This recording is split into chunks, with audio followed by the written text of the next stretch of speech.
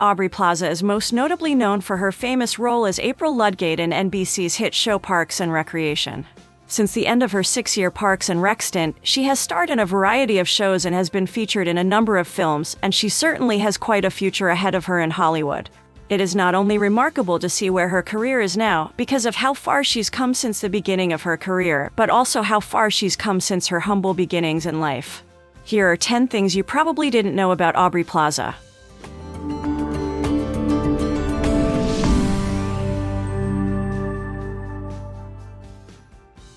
She was named after a song by a 1970s rock band.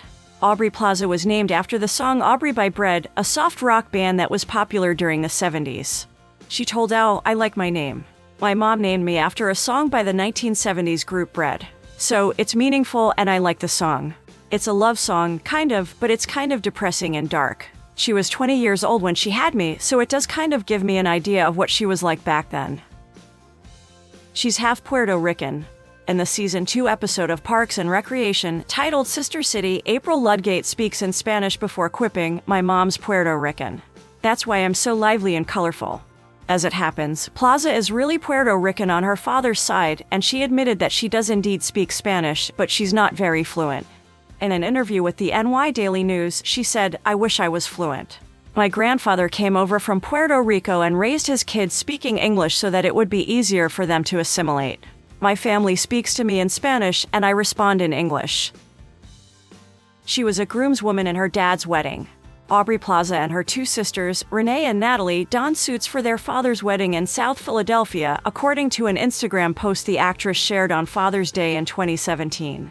She captioned, "Happy Father's Day to the coolest dad alive who let me and my sisters dress like this in his wedding last night. #groomswomen, #plazafamilia." She told Conan O'Brien, "It was a blast. My family loves to party, and that's what we did all night long."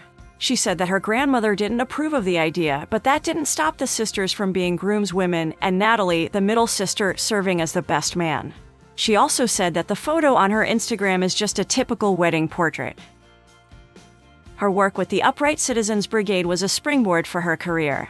Plaza attended the Tisch School of the Arts at New York University, where she studied filmmaking to become as well-rounded as she could to work in the industry. Then she started sharpening her improv skills at the Upright Citizens Brigade Theater. From there, she started doing stand-up comedy in 2008 and shortly afterward made her film debut in the Syria comic Adam Sandler vehicle, Funny People, the following year.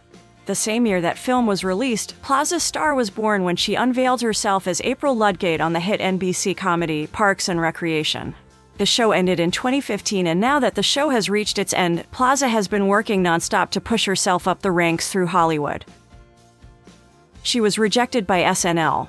A year before we met Plaza for the first time as April Ludgate, she auditioned for a spot on Saturday Night Live where she had worked as an intern 3 years prior. It was her dream job, as she had been introduced to the American institution at a young by her mother. In an interview with The Guardian in 2012, she said, "I wanted to be on that show for as long as I could remember. But unfortunately, she was not invited to be a cast member.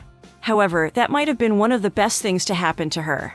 It was not long after that Plaza moved to work on Parks and Recreation and Judd Apatow's Funny People.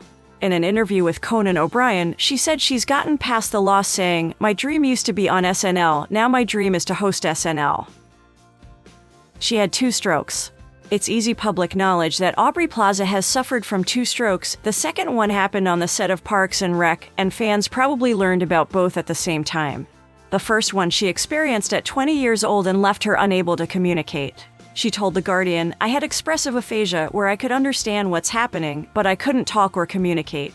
When they gave me a piece of paper and a pen, I just kept writing lines instead of words. But at least I could walk. When it first happened to me, I was paralyzed, but I was so young that my brain healed itself really fast. I was really lucky in that way." She psychologically tortured Adam DiMarco on the White Lotus set. In an interview with GQ, Plaza revealed that she did a Charlie Kaufman experiment on the set of The White Lotus. While staying at the San Domenico Palace Hotel in Taormina, Sicily, for 5 months, she pulled paranormal pranks on DiMarco, like putting a Blair Witch-style symbol on the floor of his dressing room using reed diffusers from the hotel. She also arranged the same symbol in the dressing rooms of Megan Fahey and Haley Lou Richardson, who play obnoxious characters in the show. She was once kicked out of the MTV Awards.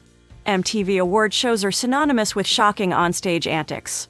Kanye West interrupting Taylor Swift's acceptance speech at the Video Music Awards back in 2009 still stands out among the worst offenders. However, Aubrey Plaza had a similar incident at the 2013 MTV Movie Awards, after which she was kicked out of the show. Rolling Stone reported Plaza stormed the stage while Will Ferrell was accepting his Comedic Genius Award. She tried to take it, but Ferrell wouldn't let go, leading to an excruciating moment in which neither party seemed to know how to react. The Legion star then sat back down, leading Ferrell to quip, "Aubrey Plaza, everyone. Just like we rehearsed it. Perfect, it was perfect. Not too long, not too short. Right on the money." MTV subsequently confirmed it was not a planned bit, and Plaza was ejected by producers for her misbehavior. It seems the actor was attempting to promote her movie, The To-Do List, at the time, since she had the title written on her chest.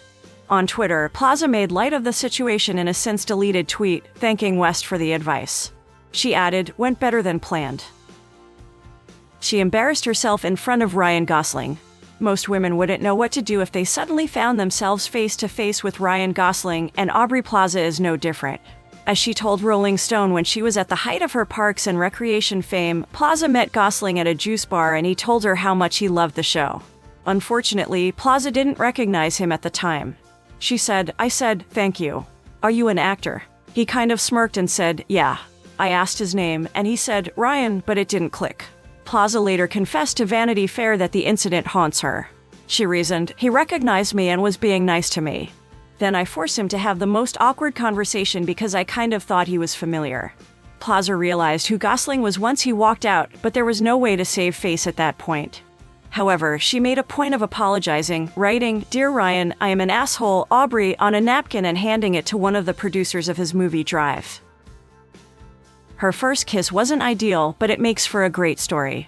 Most first kiss stories are a bit dodgy. There are very few real-life cases that are up there with movies like The Notebook, unfortunately, but Aubrey Plaza's might actually be one of the most cringe-worthy you've ever heard.